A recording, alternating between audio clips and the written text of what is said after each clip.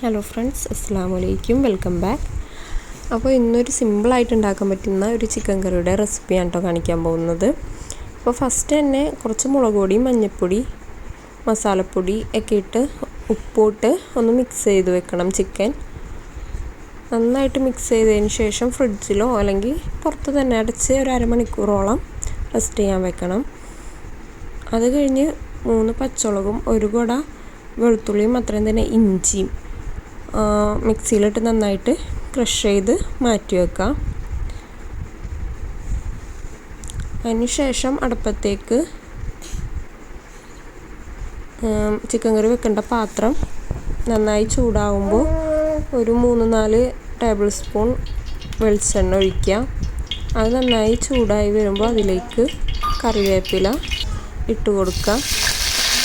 അതൊന്ന് ചൂടായി വരുമ്പോൾ തന്നെ മിക്സ് ചെയ്ത് വെച്ചേക്കുന്ന ചിക്കൻ അതിലേക്ക് ഇട്ട് കൊടുക്കാം. അതിൽ നന്നായിട്ട് ഈ ചിക്കൻ്റെ വെള്ളമൊക്കെ പോയി നന്നായിട്ടൊന്ന് ഡ്രൈ ആയി വരുമ്പോൾ വരെ വെയിറ്റ് ചെയ്യണം. അപ്പോഴേക്കും നമുക്ക് ഇതിനാവശ്യമായിട്ടുള്ള സവാള, ഒരു 4 സവാള, പിന്നെ നമ്മൾ നേരത്തെ ക്രഷ് ചെയ്ത് വെച്ചേക്കുന്നതും 2 തക്കാളി, പിന്നെ മല്ലിയില, അതൊക്കെയാണ് ഇതിനാവശ്യം. അതൊക്കെ ഒന്ന് സെറ്റ് ചെയ്ത് വെക്കാം. വെള്ളം വറ്റി വരുമ്പോൾ തന്നെ സവാളയും പിന്നെ ഇഞ്ചി, വെളുത്തുള്ളിയും പച്ചമുളകും കൂടെ അടിച്ചതും അതിലേക്ക് ഇട്ട് കൊടുത്ത് നന്നായിട്ട് ഇളക്കി അതൊന്ന് കുഴമ്പം ഭാഗമായിട്ട് കിട്ടണം. നന്നായിട്ട് സവാളയൊക്കെ നന്നായി വാടണ വരെ ഒന്ന് അടച്ച് വെച്ച് നന്നായിട്ട് വേവിക്കുക.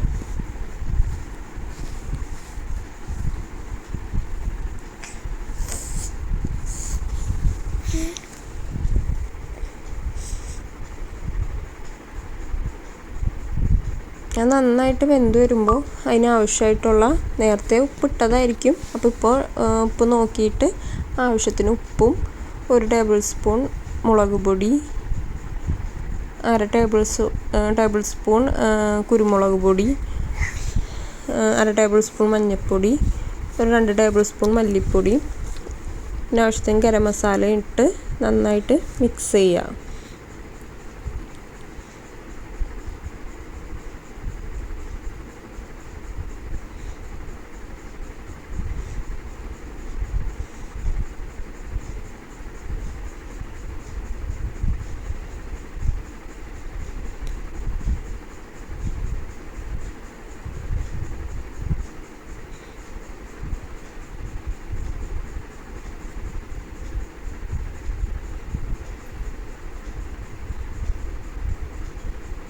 അതിനുശേഷം 2 തക്കാളി എടുത്ത് മിക്സിയിൽ നന്നായി അടിച്ച് പേസ്റ്റ് രൂപത്തിലാക്കിയിട്ട് അതൊഴിച്ച് കൊടുക്കുക. അതൊഴിച്ച് നന്നായിട്ട് അതിലേക്ക് മിക്സ് ചെയ്ത് കൊടുത്തേക്കാം.